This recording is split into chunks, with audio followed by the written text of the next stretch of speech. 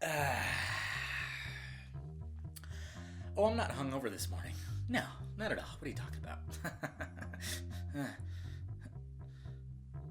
Shut up. Good morning, my film friends. Dave the Film Junkie here. Welcome to the Sunday morning box office. That's right, this is your Sunday box office full of hangovers, hot coffee, and morning woodies. If you're new to my Sunday box office segment, well, it's a new segment. It just started last week where it's just more relaxed. Got my coffee, still in my PJs. And I just talk about the top 5 domestic earnings of the box office. And it's an exciting box office this week, and that's for damn sure. So let's get started. If you want to check out the top 10 and all the stuff that goes with it, first link down below.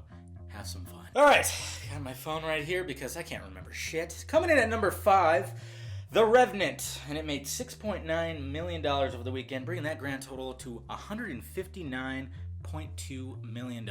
Good job, Leo. Keep taking it like a man. Coming in at number 2, Blue Steel Face himself, Zoolander II, and it made $15.6 million. Yeah, I guess it just couldn't find an audience. I don't think anybody was really looking for a Zoolander 2, especially 20 years later.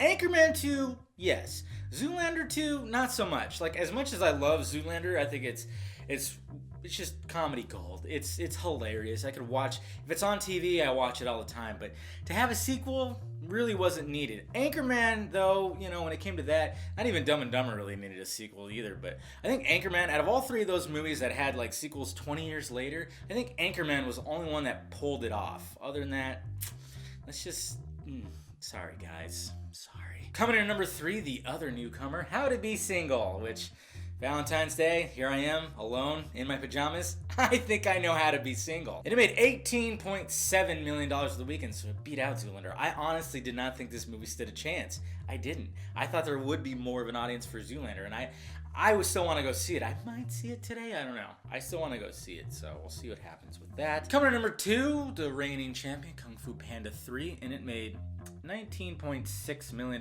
for the weekend, bringing that grand total up to $93.9 million. Still rocking and rolling, Jack Black. Good job.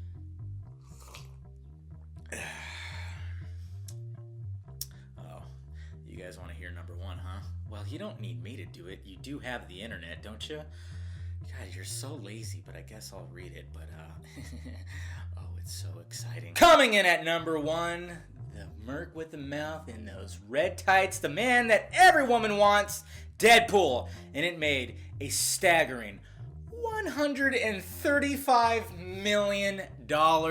Holy shit. And I believe globally it made somewhere around $260 million. So there you go, Hollywood. Stop being afraid of R-rated characters. I just heard something about Todd McFarlane finished the script for Spawn. Remember the movie for Spawn? Oh, God. Yeah, that PG-13 watered-down piece of shit that Todd McFarlane probably had nothing to do with. Well, guess what? He just finished the script and he said it's a hard R for fucking horror. I'm telling you, this is gonna open up so many doors. This is so freaking great. I'm sure Tim Miller, Rhett Reese, and Ryan Reynolds are all just fucking, they're on a 3-way call, or they're having a 3-way. Who knows? It's Sunday morning. Maybe they got a little crazy last night. And they're just happy. They're happy. Their movie's a huge success. Deadpool 2 is coming, and then hopefully X-Force, and just other R-rated characters. I mean, I think this is going to start an R-rated superhero comic book trend now. Like, as long as you can do it right, as long as like is an audience for it. I mean, look what happened. With that test footage just showed you that there was a huge audience for Deadpool. And me and my friend James were talking about it yesterday. It's almost like, if you want to get a character like this that you're not too sure of, make some test footage. Get it out there on the internet. Claim it's leaked. Who knows? Test it out. Look at the view count. Look at the likes.